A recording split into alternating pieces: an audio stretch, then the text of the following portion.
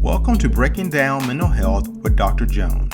In these educational videos, Dr. Jones will discuss mental health diagnosis, clinical supervision, using technology in counseling, multiculturalism, and many other topics to help you get a healthy understanding of why mental health is important. Please don't forget to like, subscribe, and hit the notification button if you enjoy these videos.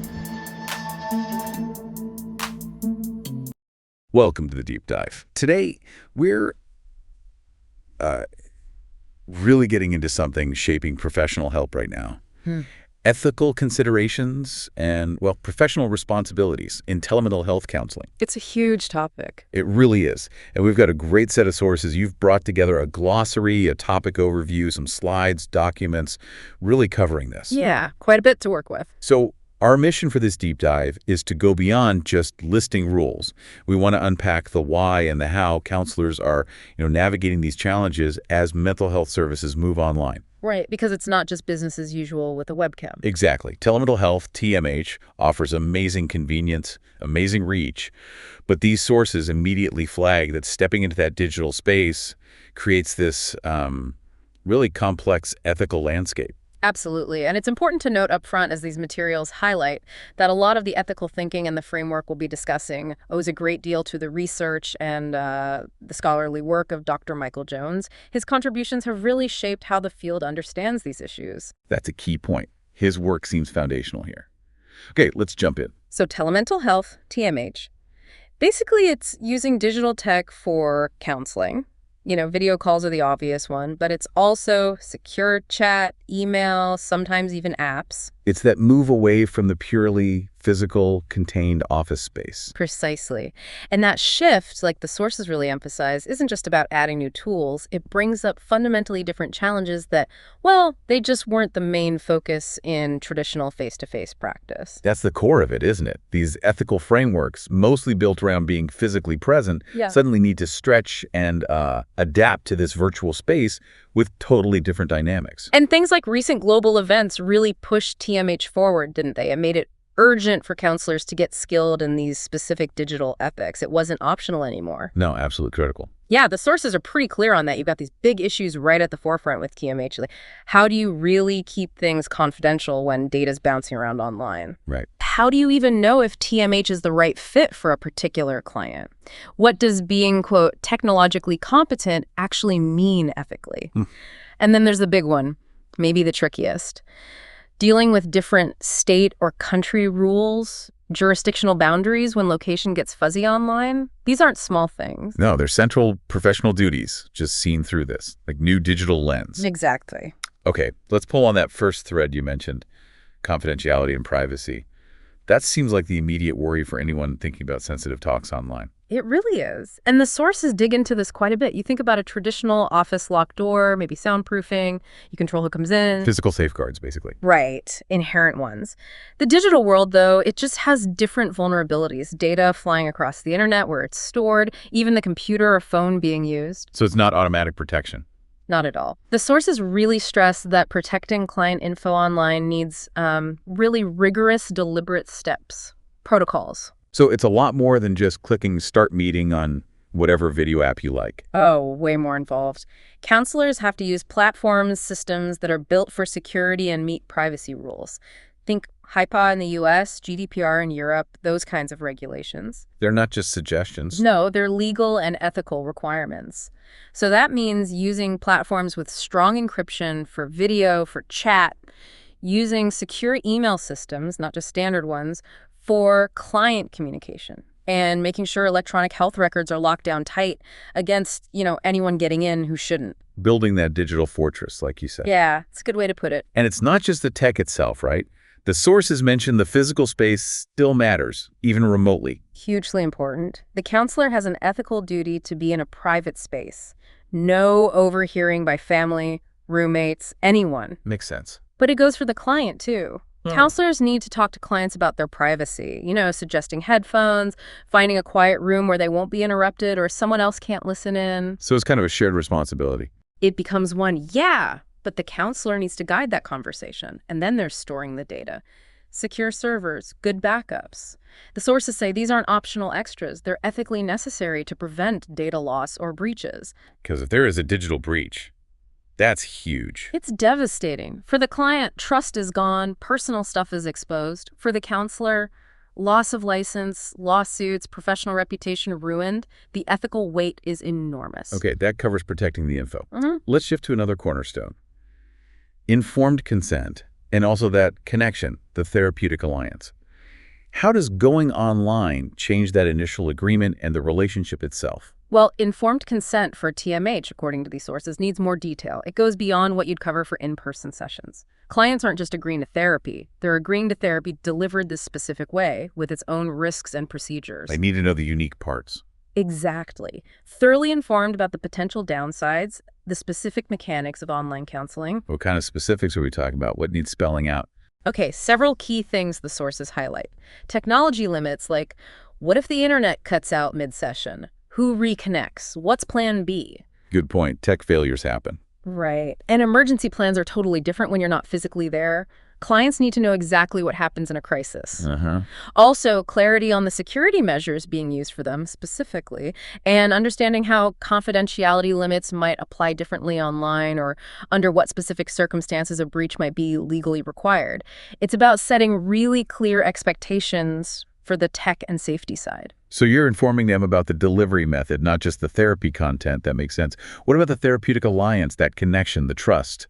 Is that harder to build through a screen? It definitely can present unique challenges. I mean, the core stuff, empathy, listening, trust, that's still key. But some of those subtle nonverbal signals, body language you can't see, the feeling in a room, that can get lost or misread online, especially with lag or poor video. Yeah, you lose some of that communication bandwidth. You do. So the sources suggest counselors have to be more intentional about building that connection virtually, more active. How do they do that? How do they make up for it? Specific techniques help, like making eye contact with the camera, not just the client's image on the screen, helps them feel seen. Oh, interesting. Ensuring audio's really clear is vital because misunderstandings happen easier without the full visual picture. Counselors might need to verbalize more, check in more often, say, I'm noticing, more explicitly. Being more direct. Yes. And crucially, the sources point out that actually talking about the virtual relationship dynamics, maybe even saying, this feels a bit weird sometimes, doesn't it? During informed consent and early on can help manage expectations and counterintuitively strengthen the bond by being upfront about it. Using the limitations as part of the conversation. Okay, let's talk tech competence. The sources frame this as an ethical duty, not just knowing how to use the software. Why isn't just knowing the mute button enough? Because, as the materials emphasize, tech competence in TMH isn't just about operating the tools, it's about understanding the ethical implications of using that technology in counseling. It means being good enough with the tech to make sure it actually supports the therapy goals ethically. So yeah, troubleshooting not just your own connection, but maybe helping a client if their tech is glitchy so the session isn't derailed by frustration. Right. It means understanding privacy settings on the platform, knowing how to use things like screen sharing ethically if you use them, and making sure your own setup, stable internet, decent camera, and mic doesn't actually hurt the quality or confidentiality of the session. So if your tech is flaky, you're not just dropping a call, you're potentially undermining the care ethically. Absolutely. A counselor fumbling with tech can break the flow, damage rapport, maybe even accidentally expose information, or just not deliver effective help. It becomes an ethical barrier. Wow. And the digital world can also, maybe surprisingly, make it easier for ethical boundaries to get blurry if you're not careful. Boundaries. How so? Beyond the obvious professional versus personal life stuff. Well, that's a big part of it. The sources highlight how the sort of inherent informality of online interaction can make things like dual relationships, having another kind of relationship with a client, or accidental personal disclosures, more likely or risky. Like a client seeing something personal in your background on video. Exactly. Or the lines blurring between your professional online identity and your personal one. Maybe a client finds your personal social media or sends you a casual message on a platform you use personally. Yeah, I could see that. So counselors need to be super vigilant online. Maintaining clear professional boundaries means making conscious choices about which platforms to use for work, how personal info is managed online, and strictly avoiding online interactions that can mess up the therapy relationship or confidentiality. Like friending a client on Facebook. Probably not a good idea. Definitely not. The sources really hammer home the need for clear policies and heightened awareness in this digital space. Okay, this leads us to maybe the most complex area legally, jurisdiction. The internet doesn't care about state lines or borders, but licenses do.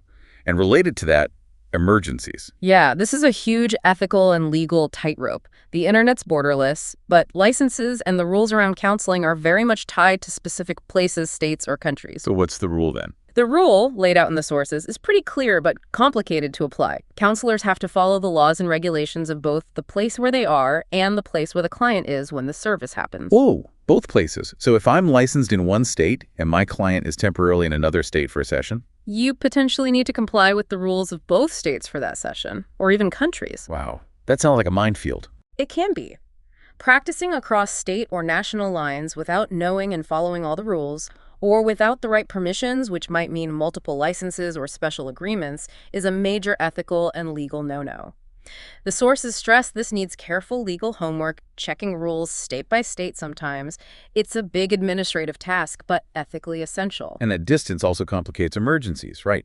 In an office, you're right there. Online, they could be hundreds of miles away. Exactly. And that's why having solid pre-planned emergency protocols is absolutely critical for TMH. The materials really emphasize this. Since you can't physically intervene, you have to have clear, workable procedures ready. What kind of procedures? The essentials, based on the sources. You must get and verify the client's current physical address and a reliable local emergency contact before starting therapy. You need to research resources local to the client: hospitals, crisis lines, mobile teams in their area. So you know who to call where they are. Precisely. And you need specific steps mapped out for handling crises like suicidal thoughts or a severe mental health episode that you can trigger immediately, which might involve calling their local emergency services or their contact person. And I guess these crucial steps need to be talked about with the client beforehand. Absolutely essential. Just like the tech risks and privacy stuff, these emergency plans must be clearly discussed and agreed upon during informed consent. It's not just telling them, it's about being prepared together. The sources frame this as a fundamental ethical duty to protect the client. This has really shown how many layers there are to the ethics of telemental health. It sounds like, yes, huge opportunities, but it demands a lot of ethical carefulness and adaptation. That sums it up perfectly. TMH opens doors, makes help accessible in amazing ways, but it puts a greater onus on the counselor to navigate these ethical challenges actively, thoughtfully. The sources we looked at make it crystal clear. Keeping those core counseling principles alive online needs a very conscious, informed effort to change how we practice. And it means really grappling with those complexities we discussed. Right. Understanding and actively managing the unique confidentiality risks online. Going deeper with informed consent to cover the digital platform itself. Making tech competence an ethical skill, not just a practical one. Carefully handling those tricky jurisdiction issues. And setting up and talking about really clear emergency plans. It's by taking on those responsibilities that counselors can really use tech well. Exactly. To provide high-quality, ethical, and truly effective care. And, it's worth saying again, as the sources point out, the ethical map for navigating TMH has been significantly shaped by foundational work, like that from Dr. Michael Jones, whose research has been vital in figuring all this out. It's a good reminder that ethics isn't static. It evolves with our tools in our world.